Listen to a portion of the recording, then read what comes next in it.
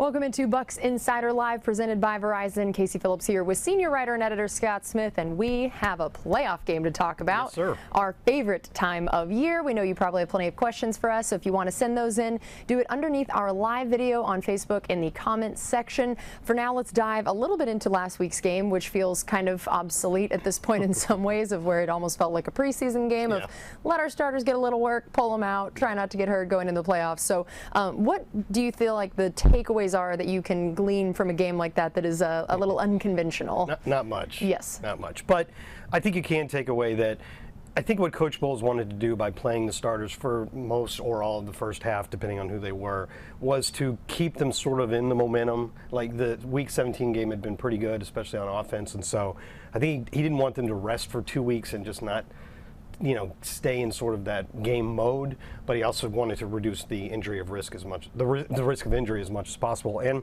so in that regard, it was kind of a success. I know the team wouldn't call it a success because they lost, but they did get a fast start on offense, a fast start on defense, and they got out of the game in pretty good health. Several guys have said this week, including Coach Leftwich and Tom Brady on his podcast, that they are as healthy now as they've been since like the OTAs. Which is pretty incredible. Like. And how rare, in terms of typically you think you're at your least healthy most of the time at the end of the season, and how nice to be in that position. What a luxury. That Week 18 game helped us get there. We didn't play 9 guys because 7 inactives that were injured and 2 more, Tristan and Mike Evans, didn't play. We didn't play 9 guys that had some issue. Tristan has an ankle, etc. Vita Vea with his calf. Actually, Mike Evans was just sick, but all those guys had a chance to get better, and they may all return this week. Yeah, which would be incredible. And I know that one of the guys that we just keep talking about on the show, we talked about it might just need to be a recurring segment, is the Chris Godwin update. Yeah, the Godwin segment yes. every week, yes. So tell me what the Godwin segment is about this week. Well, Chris came out of the game at the same time that Tom did after five drives a little bit before halftime, but even so, he still caught 6 passes, and I was kind of hoping that he would stay in the game a little bit longer. I'm kind of glad he didn't now, so he didn't risk injury, but he just needed 3 more catches to break the Keyshawn Johnson's 2001 single season record of 106. He ended up the season at 104. But there's another record he could still get if you add the regular season and the playoffs together. Keyshawn's record is 109 from 2001, and Chris would only need 6 catches, and he generally gets 6 catches in a game. So there's a very good chance by the end of this game, and hopefully it's not his last game this season, that he'll have the record if you count playoffs as well. That's awesome. I love that. So happy for him, and just what a cool story. We say this every time, but I mean, this would be great no matter what. We love Chris no matter what, but to just remember where he was at with his injury last year and how hard he worked to get to this point, and to be not just back, but back at this elite level is incredible. Yeah, he did that in about 14 and a half games too. That is crazy. That is so impressive. All right, so now let's look ahead to this Cowboys game. It just is so funny how we keep having these playoff games that are rematches from the regular season, and I don't know if that's a good thing or a bad thing. So far, it seems like it's worked fairly well for the Buccaneers. Yeah, except for the Rams game. Except for the Rams game. We don't have to think about that one. So we thought we'd do a little tail of the tape here. And most of these, what I did is I paired things together that are strength on strength. So the Cowboys are the second best team in the league behind the Eagles in terms of getting sacks, but the Buccaneers are the best in preventing them. The Cowboys have the 5th best third down percentage. It's something like 46%, but the Buccaneers have the 6th best defense. Interceptions have been, they've thrown a lot of them. We don't throw a lot of them, but they get a lot of them. They're good at racking up passing yards, but we're good at stopping it. But then there's this one right here, that 5 down, that I point out.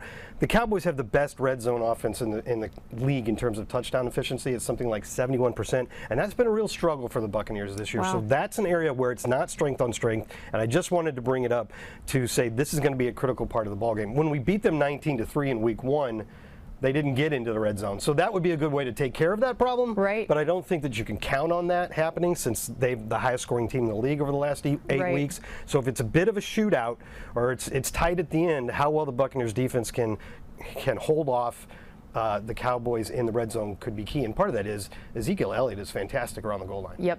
That's going to be so big. And I know that we've seen, thankfully, in terms of that health we talked about, the difference in having both Vita Vea and Akeem Hicks out there together, and what that means to this rush defense. Talk about good timing to have both of them hopefully being Right. a little bit healthier and playing alongside each other, because we've just seen what that means, and we know that's what the Cowboys are going to want to do, especially when you've seen Dak throwing interceptions in, what, 7 straight games? 7 games in a row, and he tied for the league lead with 15. Which is crazy. We got one on him. Yeah, you know that they're going to want to be able to run the ball and not Absolutely. force him Yeah. to have to be doing that, so that's going to be important. When Akeem and Vita were last on the field together was week 17 against the Panthers, who the previous week had run for 320 yards, and the Bucs held them to 71. That ended up being very important. Yeah, that's a big deal. So I know also, as we talk about these strengths on strengths, the linebacker positions for both groups, pretty dang good. So tell us what you see about those different position groups and where you think maybe there's an advantage, or what these offenses are each going to try to do to combat that. Well, no offense to Dak Prescott, but when you talk about the Cowboys this year, the last couple of years, the first name you always mention is Micah Parsons. He was second in the voting for Defensive Player, not Rookie, of the Year last year when he was a rookie, and he's doing it again this year. But the Buccaneers kind of have a sneaky good off-ball linebacker as well. He doesn't line up as an edge rusher like Micah Parsons does on some of his snaps, but he does do a very good job of rushing the passer on blitzes, usually up the A-gap.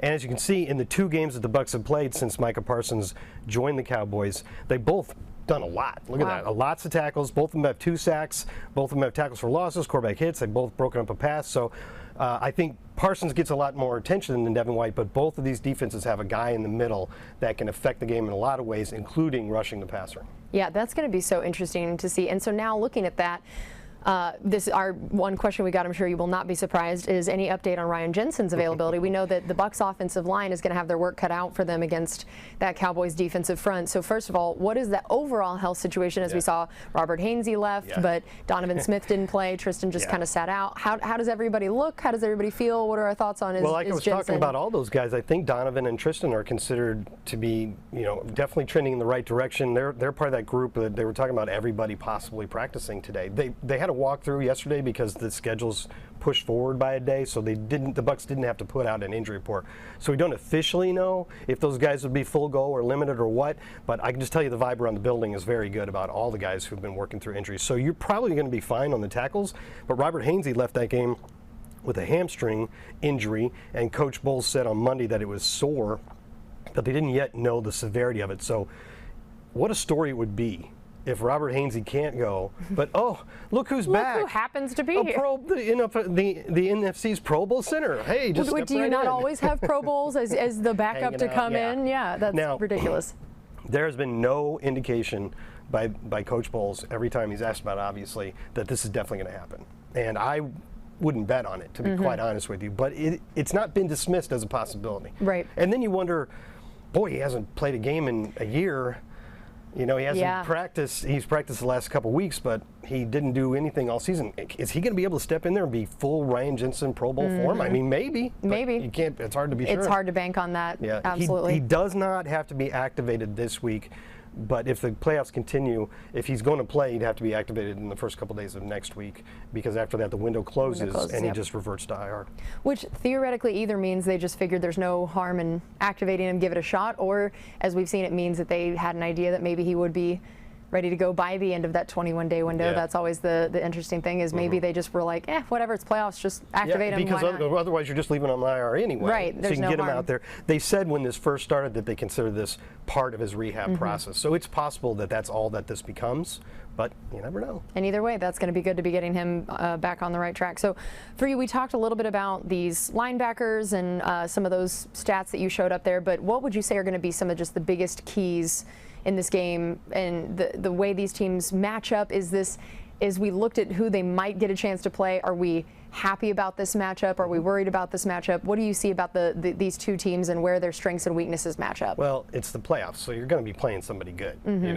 Honestly, I'd rather be playing the Cowboys right now than the 49ers, for instance, especially considering how that went for us the first time around. You can have a little bit of confidence knowing what you did, but it was against the Cowboys the last time, but it was way back in week 1, so you don't know how much you can pull from that. But in terms of the formula for winning, the Buccaneers, that was one of their best running days of the whole season. And Leonard Fournette ran for 127 yards. Bucs had 157. They struggled in the red zone. Otherwise, that would have been even more lopsided of a victory. It was after that week that the Bucs were feeling really good about themselves. Yeah. Like Levante said, we thought we were hot stuff at that point, and they end up with a better record. You probably need to get, and Coach Bowles said this, you probably need to get off to a fast start like we did with the starters in Atlanta, because you don't want to get behind against a team that can rush the passer this well. Yeah, or that can run the ball as well as they can. So stopping that would be helpful too, but just getting off to a fast start, getting some early momentum, and just keeping it a tight game. I mean, sure, if the Bucs ran away with it, that'd be wonderful, but I'm not predicting that. So keeping it a tight game until the fourth quarter, and then, you have Tom Brady. And that's been a winning formula for the Buccaneers. So just starting fast and not falling behind, I think, would be my key. All right. Well, that's going to do it for us on this edition of Bucs Insider Live presented by Verizon. Thank you so much for joining us, and we'll see you here next week, hopefully, talking about another round of the playoffs.